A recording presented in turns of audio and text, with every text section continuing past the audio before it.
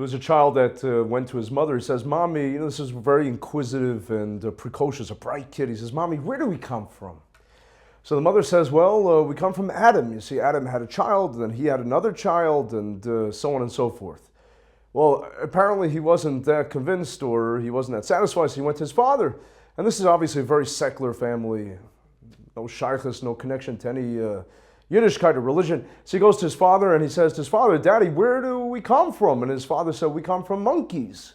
So the child was very perturbed and very confused and really torn. So he goes back to his mother and says, Mommy, I don't understand something. You say that we come from Adam, from the first human being, and Daddy says we come from monkeys. Which one is it? So Mommy says, oh, Daddy's talking about his side of the family. Obviously, we don't subscribe to that at all. It's just a joke. But I'd like to talk about an extremely serious subject. It may be a little controversial, it may be hard for some people to swallow. It's a time to reflect, it's a time to assess, and it's a time ultimately to forgive.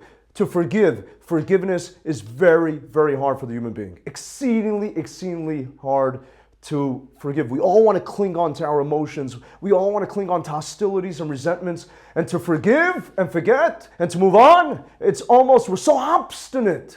It's such a big impediment and obstacle to be able to forgive. But yet so many of us live with such deep pain. And so many of us bear such heavy grudges. And we walk around scarred. It's not healthy for us.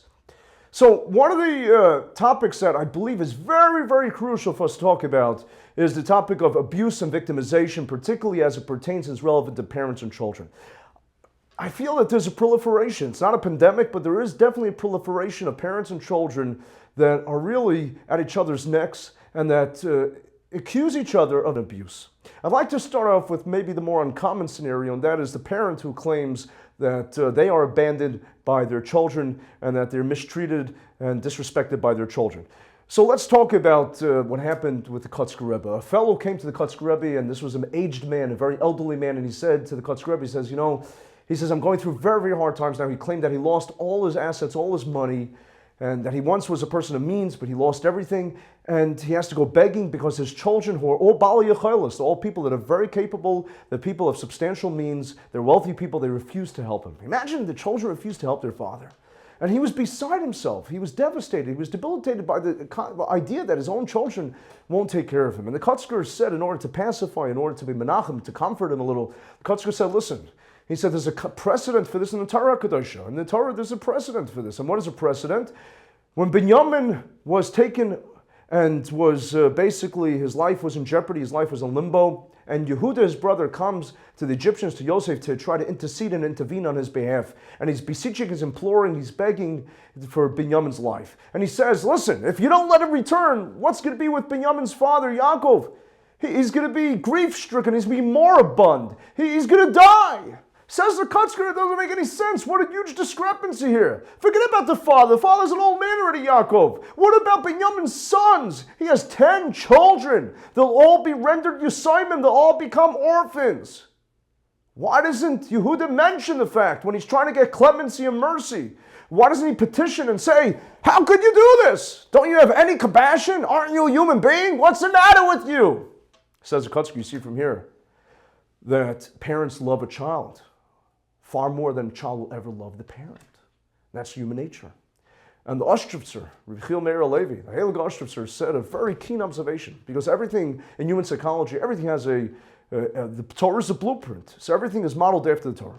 So he says, where do we see this from? He said, we know this from Adam Rishon, the first human being. Never had any parents. He had many descendants, he had progeny, who he loved and took care of, but he never had any parents. So when he loved his children, that implanted, that embedded this innate type of love that he bequeathed, the idea of loving a child where a parent loves a child. But the reverse, for a child to love a parent, Adam never had that because he never had any parents. And he says that's the human condition. So of course it's normal for a parent to love a child. But how many children are walking around? How many children are walking around feeling unloved? And feeling neglected and claiming abuse. Now, let's be candid and frank over here. Real abuse. Was there an obligation of kibbud avim? There are halachic grounds, and I beg you, don't take My authority is an answer. Consult with your own Rav. But the halachic grounds, if a child is really abused or has wicked parents, there's a Taisvus, there's a Ramah, there's a Maharshal, there's a Yaibitz, there's a Bach, there's a plethora of Achronim that discuss this. Now, unless the parent suffers from a severe mental condition, let's say Alzheimer's, real senility or dementia, or even maybe schizophrenia, where the parent really can't be held accountable because it's a real mental disorder, the child then still has to respect and take care of the parent. I'm not talking about that.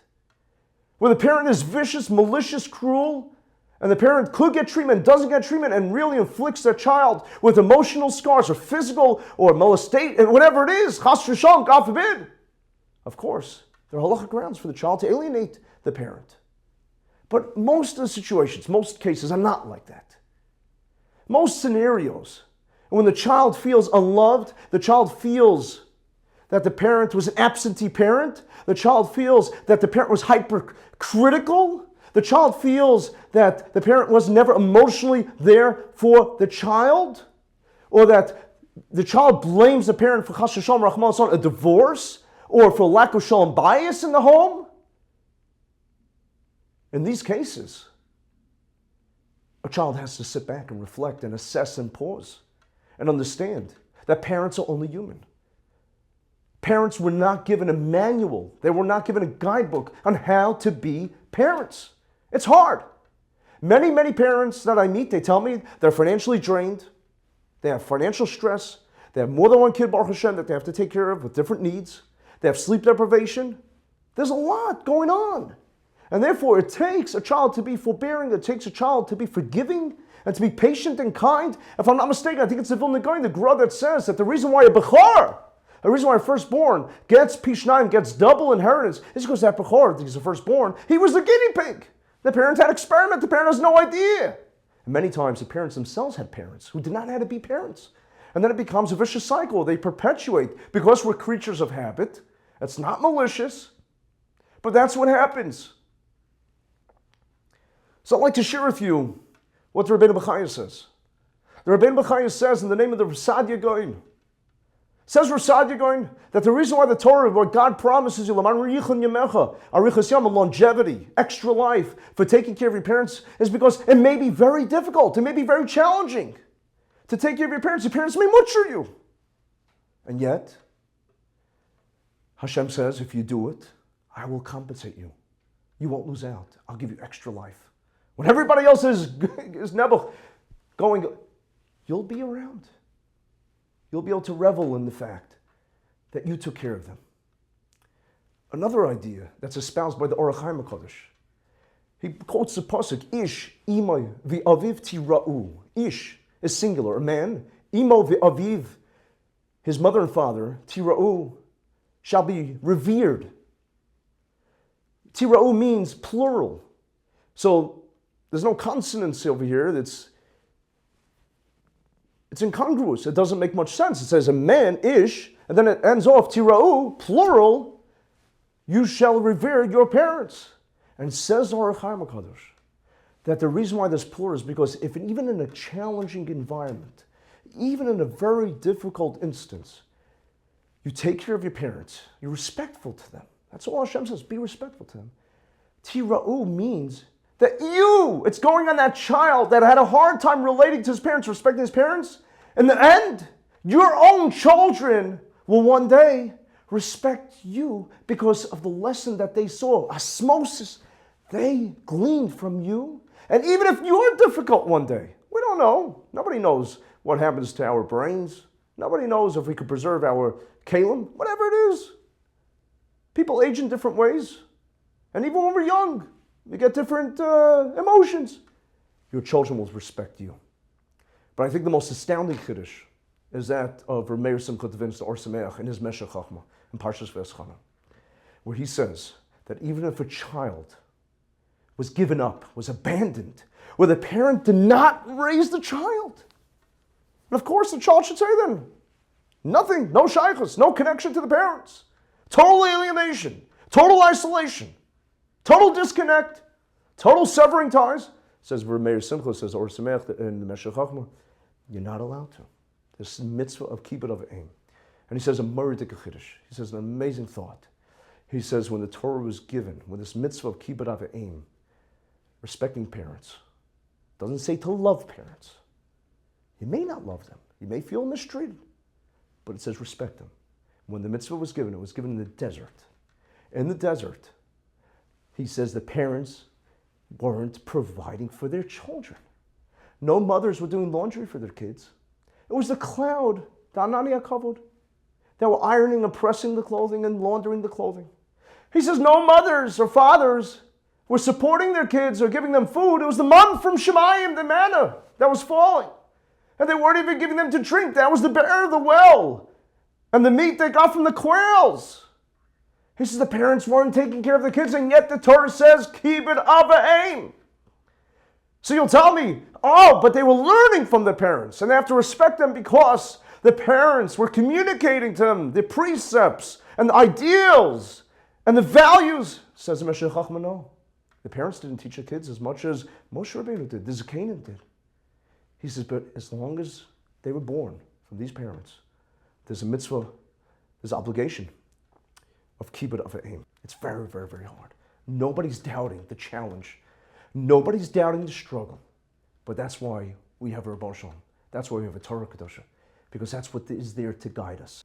Mi yichyeh mi yamos. Very precarious times. We don't know who's going to live or die.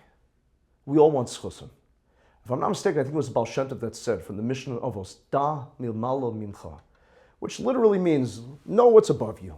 In other words, have Yirah Shamayim, have fear of heaven. Know that there's a higher being, there's Rebbeinu Shalom watching every step you take. But a different interpretation. Da milmala mimcha. If you want to know up there how they think about you and how you're going to be judged, it's mimcha, it's from you.